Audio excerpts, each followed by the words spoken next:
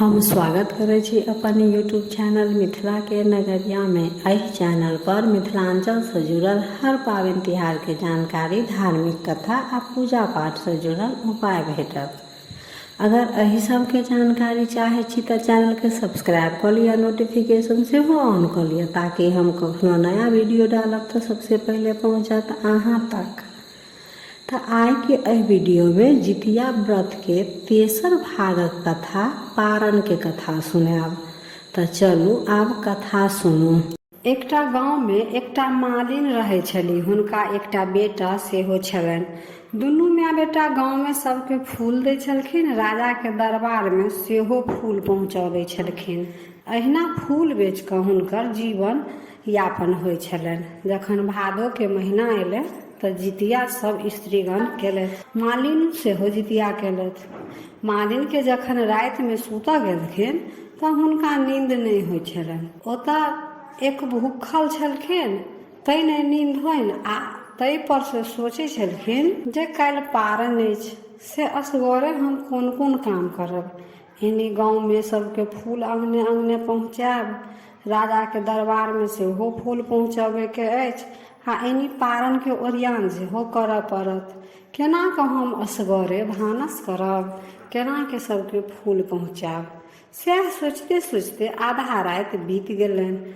तऽ ओ मालिन सोचै छथिन जे अखन हमरा तऽ नींदो सेहो नहि होइया, तऽ एहिसँ बढ़िआँ हैत जे हम अखन भानस कऽ कऽ राखि लै छी, आ भिनसर हैत तखन फूल तोड़ि कऽ सबके पहुँचा देबनि, आ फूल पहुँचा देलाके बाद पारण कऽ लेब। सएह सोचि कऽ ओ खेनाइ बनाबै लए विदा भेलथि। तऽ सबसँ पहिले ओ साग सब्जी हाँसूसँ कटलखिन, किएकि खाना बनबैसँ पहिले तो लोक सागे सब्जी ओरियान करै छै जे की बनत। जखन माली साग सब्जी जे कटलखिन तखने हुनकर व्रत खंडित भऽ गेलनि।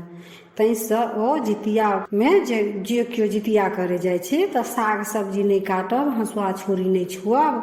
जखन मालिनके व्रत खंडित भऽ गेलनि तऽ जितवाहन भगवान क्रोधित भऽ गेलथि आ ओहि मालिनके एहन सता देलखिन जे हुनका भानस करते करते तेहन हालत खराब भऽ गेलनि जे भानस कऽ कऽ ओ बिछौन पर पड़ि रहलखिन। ताबे भिनसर सेहो भऽ गेल। आब मालिनके अतेक शक्ति नहि छलनि जे ओ फूल तोड़ि कऽ सबके पहुँचौथिन। ओ बिछौन पर पड़ले पड़ले अपन बेटाके उठबै छथिन जे बाबू हमरा फूल तोड़ैके साहस नहि होइ अछि, नहि आयत हमरा फूल तोड़ि कऽ आनल। से अहाँ गाँवमे किनको देबनि कि नहि देबनि, कम से कम राजाके दरबारमे फूल तोड़ि कऽ दऽ अबियनि। बेटा हुनकर उठलनि आ गेलखिन फूल तोड़ऽ लए। जखन मालिकके बेटा फूल तोड़ऽ गेलखिन तऽ मालिन बुझलखिन जे आब तऽ फूल पहुँचे जेतनि राजाके दरबारमे, आ पारणके समय भऽ गेल अछि, तऽ हम पारण कऽ लै छी। ओ नहा सोना कऽ पारणके पूजा पाठ विधि व्यवहार जे छलनि से ओ सबटा केलथि, आ ओ आधा राति जे खेनाइ बनेने छलथि ओ बासी भऽ गेल छल आ ठंडा सेहो भऽ गेल छलनि। सएह लऽ कऽ ओ बासी आ सेरायल खाना खा कऽ ओ अपन पारण केलथि। आ एनी जे मालिनके बेटा फूल तोड़ऽ बगीचामे गेल छलथि ततऽ जितवाहन भगवान अजगर के रूप में प्रकट भऽ ओहि बालकके गिर लेलखिन। जेना जेना ओ मालिन बासी आ सेरायल भोजनके कर मुँहमे लै छलखिन तेना तेना ओ अजगर मालिन बेटाके गिरने जाइ छलनि। मालिन जब भरि पेट खा लेलक तऽ अजगर ओ पूरा बच्चाके पेटमे गिर लेलक। ओ बगीचामे और जे कोई छलथि तऽ ओ दौड़ कऽ मालिनके कहऽ एलखिन अहाँके बेटाके एकटा अजगर गिर गेल। मालिन कनैत खिजैत बगीचामे पहुँचल तऽ देखै अछि जे एकटा अजगर हमर बेटाके गिर लेलक आ ओ अजगर ओतऽ पड़ल अछि। मालिन खूब कान कपार फोड़ऽ लगै छथि, कानऽ लगै छथि जे आब हम अपन बच्चाके बिनु कोना रहब। तखन हुनका जितवाहन भगवानके याद अबै छनि। ओ जितवाहन भगवानके खूब गोहरबऽ लगै छथिन जे हे जितवाहन देवता, हम तऽ अतेक नियम निष्ठासँ अहाँके पूजा केलहुँ। सब स्त्री तऽ अहाँके पूजा अपन संतान लए करै अछि, हमहू तो अपन बेटा ला व्रत केने रहा जे हमर बेटा के दीर्घायु बना। अखन तो हमरा अहाँ व्रत के पारण केला कनियो देर नहीं भेल आ अहाँ हमर बेटा के हमरा से छीन लेलहुँ। से अहाँ हमर बेटा के रक्षा करू, हे जितवाहन देवता हमर बेटा के रक्षा करू। मालिन ततेक कान कऽ जितवाहन देवता के गोहरलखिन जे भगवान के मालिन पर दया आबि गेलन। नगर के स्त्रीगण सब जे छलन हुनका संगे ओ कहुना अपन समझा बुझा कऽ मालिन के आनलखिन। भरि दिन मालिन तऽ कनैत भरि दिन मालिन के कहुना दिन कटलनि। आ राति में जखन सुता गेलखिन तऽ मोने मोने सोचै छलखिन जे हे जितवाहन देवता हमरा से कोन गलती भेल। तऽ राति में मालिन जखन सुतलखिन तऽ हुनकर सपना में जितवाहन भगवान स्वप्न देलखिन जे तू जितिया के व्रत केला त लेकिन तोहर व्रत जखनते तू साग सब्जी कटला खंडित भ गेलो आ तै पर से बासी आ ठंडा खाना खा कऽ हमर व्रतक पारण केला। मालिन कहै छथिन प्रभु ई गलती हमरा से नासमझी में भ गेल।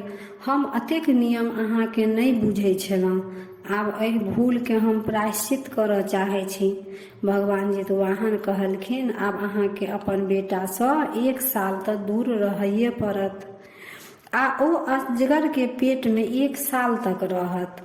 जब अहाँ आगा साल जे जितिया एतै आ ओकरा नियम निष्ठा से करब तखन अहाँ के बेटा अजगर के से मुक्त हेता आ ओ अहाँ लग औता।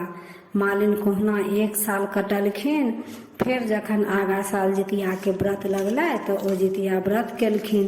पूरा नियम निष्ठा से सब कुछ केलथि। जखन तक अष्टमी लागल रहे तखन तक ओ कोनो काट खूट वाला काम नहीं केलखिन, फूल नहीं तोड़लखिन।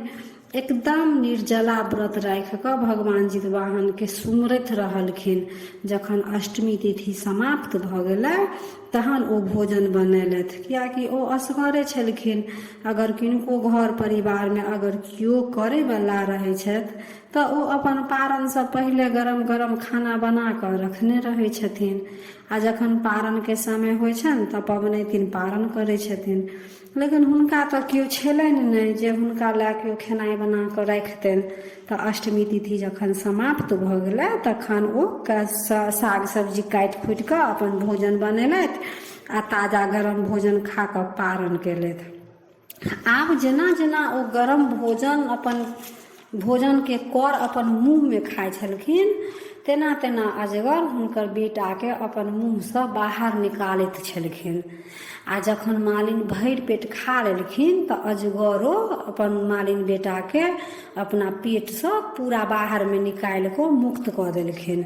मालिन आंगने में छलथि जे आब जाइ छी जितवाहन भगवान हमर बच्चा के मुक्त कऽ देने हेतथि। किताबे बच्चा हंसैत खेलाइत अंगना चलि एलखिन। मालिन भरि पाँच के बच्चा के पजिया कऽ कानऽ लगलथि आ जितवाहन देवता के जय करऽ लगलथि। अहिना जितवाहन भगवान सभक बेटा के रक्षा करतथि, सभक बेटा के दीर्घायु बनबैत।